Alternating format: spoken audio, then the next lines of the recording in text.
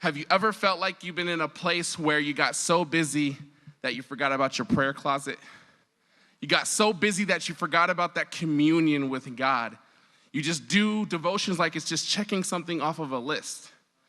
What about when you finally get it and you're like, oh, I gotta get back to the prayer closet, and you get there and you're like, it just doesn't feel like nobody's in here with me. It feels like I'm by myself. Well, this piece that I'm presenting to you tonight is called Existence, and it's when I was in that place. I've laid my head in such a pit of insolence. It seems as if the world has raptured my innocence. Without my name at mercy's seat, my existence is imminent. I've gone so far forward, now I've been shoved back to the remembrance of the day that I lost you. Gold coins jingling as they hit the ground. I searched everywhere with no lamp to be found. I see no ram in the thicket. I hear no baa, black sheep, not even a sound. The wind that I feel is no longer you, but the frigid air of loneliness covered with the layer of dew. These walls are sealed up so tight that not even a ray of sunlight could enter the room. I've hit my knees repeatedly in disparity when really it was just a parody. I lost sincerity and I hit my knees repeatedly in disparity when really it was just a parody. I lost sense of sincerity and turned it into a Weird Al antic and used it sparingly. This place no longer resembles the deep of Jacob's well, but more like the dust on my top shelf. My tear ducts have been dammed up by hell's aqueducts. From stints of affection, the floods of deception, these walls haven't seen a drop of his protection. Under his wings, somehow I feel like they've been clipped. I'm supposed to be a destiny's child, so I gotta be eagle. But the winter months have sent me south like I gotta be seagull. I've anticipated your voice for so long, I've diagnosed myself with RLS, restless love syndrome. Not only that, I've contracted an STD, spiritually transmitted disease, and it's called lust, and I can't even sleep peacefully due to the remembrance of the nights my soul ran wild with torment, evil, and destruction. I even have flashbacks when I was a demon on the prowl, teamed up with seduction. I cry out to your name, but it feels like your presence has had a price reduction. I think I now know how Jesus felt day 1 and 2 in the tomb. It feels like 36 weeks with no heartbeat in the womb. Cold, still, desolate, darkness pressing in. Feels like my mind, heart, and soul no longer takes precedence. I came to this room seeking you because I thought you'd be here. But why can't I feel you? Why can't I hear you? Why can't I see you? So many questions and assumptions running through my head. I actually took the time to consider, could our relationship be dead? All this time I had blamed me.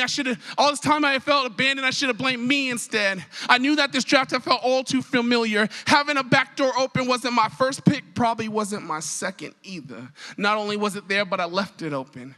Now my secret place truly isn't secret. My hiding place now holds all my fears inside, and a man's best friend has become lust and compromise. All this time I was blaming you when it was really I. I came into our hiding place and shook the dust off my feet onto the welcome mat.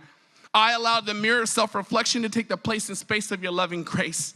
I prevented the shout of your wings to cover me by hiding in the shadows of my iniquity. It was I and only I that grieved you from this room. And as I'm on my knees begging you to relieve me from this tomb, as I'm weeping uncontrollably, I hear this reply. Son, you've rented out our space, so there's no room for me to reside. As I left traces of my residue, you missed it because evil took its place on my pedestal. But now, your admission and confession to my ear sounds like falsetto tune. There's nothing more harmonic than the sound of a back door shutting. My mercy is the padlock and you've received grace the key. There's no strings attached as you enter into my intimacy. I told you once before that my grace is sufficient for thee. Do you not know that I will again have compassion on you? I will tread all your iniquities under my feet. Yes, I will cast them into the depths of the sea. You ask, where am I? I say, wrong question. You should be asking, who am I? My sons and daughters, allow me to reintroduce myself.